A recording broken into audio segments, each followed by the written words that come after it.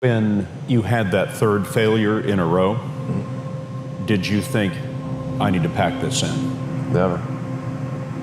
Why not? I don't ever give up. I mean, I'd have to be dead or completely incapacitated. 8 weeks later, Musk bet the company on another flight. We have liftoff. And this time around, everything worked. Perfect. If that fourth launch hadn't worked, that would have been it. We would have not had the resources to mount a fifth. You couldn't have gone out at that point. Yes, death would have been, I think, inevitable because we did not have the resources to mount a fifth launch. Well, there's a ton of failures along the way, that's for sure. SpaceX is alive by the skin of its teeth, so is Tesla. For SpaceX, the first 3 launches failed, and we're just barely able to scrape together enough parts and money to do the fourth launch. If that fourth launch had failed, we would have been dead. So multiple failures along the way. I tried very hard to get the right expertise in for SpaceX. I tried hard to find a great chief engineer for the rocket, but the good chief engineers wouldn't join, and the bad ones, well, there was no point in hiring them. So I ended up being chief engineer of the rocket. So if I could have found somebody better, then we would have maybe had less than 3 failures. When I was a kid, I was wondering kind of what's the meaning of life? Like, why are we here? What's it all about? And I came to the conclusion that what really matters is trying to understand the right questions to ask.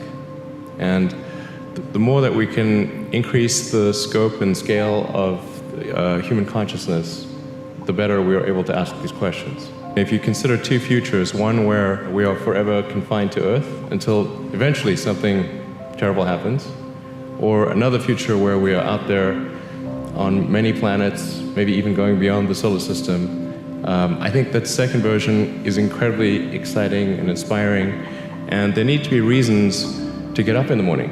You know, life can't just be about solving problems. Otherwise, what's the point? There's got to be things that people find inspiring and make life worth living. Somebody is doing something that is useful to the rest of society. I think that's a good thing. Like, it doesn't have to change the world. Like, you know, if you're doing something that has high value to people, and frankly, even if it's something, if it's like just a little game or, you know, some improvement in photo sharing or something, if it has a small amount of good for a large number of people, I think that's fine. Like, stuff doesn't need to change the world just to be good.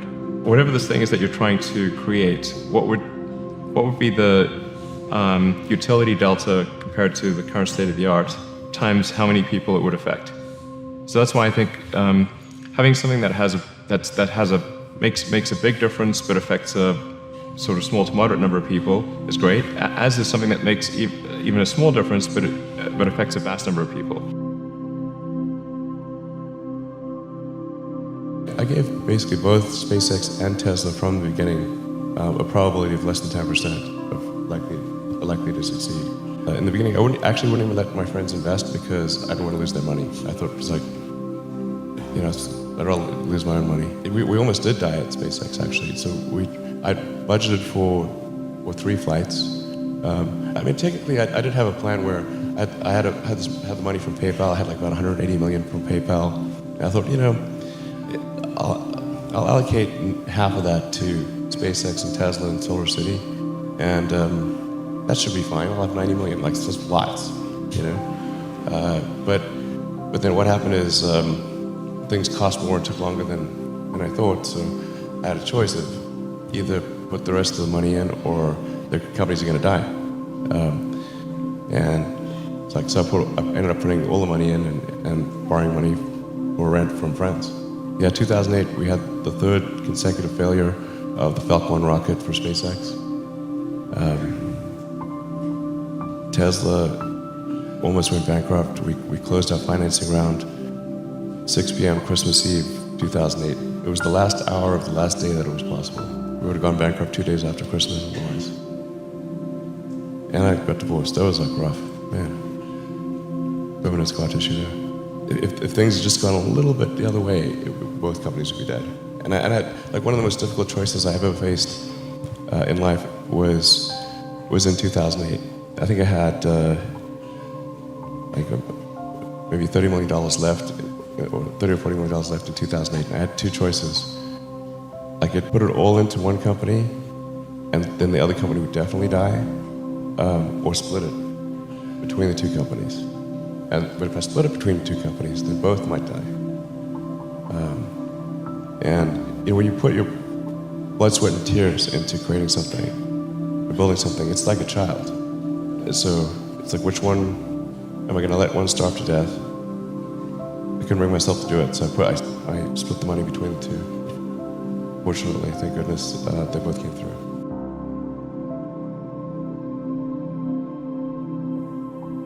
I feel fear quite strongly, but if what we're doing is, if what I'm doing is, I think, is important enough, then I just override the fear. So, but it's not as though I feel like more strongly than I would like. If the stakes are high, if it's really important, then I will overcome the fear and just do it anyway. Failure is not a big stigma. So it's like if you try hard and it doesn't work out, that's okay. Like you can learn from that and do another company, and it's not a big deal. There are people who've been in the rocketry business for decades who say about you that you don't know what you don't know. Well, I suppose that's true of anyone. How can anyone know what they don't know? Critics say you can't do this. Your answer to them is, we've done it. There are American heroes who don't like this idea. Neil Armstrong, Gene Cernan have both testified against commercial spaceflight in the way that you're developing it, and I wonder what you think of that. I was very sad to see that, because those guys are, those guys are heroes of mine, so it's really tough. I wish they would come and visit and see the hardware that we're doing here. And I think that would change their mind. They inspired you to do this, didn't they? Yes. And to see them casting stones in your direction. It's difficult. Did you expect them to cheer you on? So they're hoping they would. What are you trying to prove to them? What I'm trying to do is to make a significant difference in spaceflight and help make spaceflight accessible to almost anyone. And I would hope for as much support in that direction as we can receive.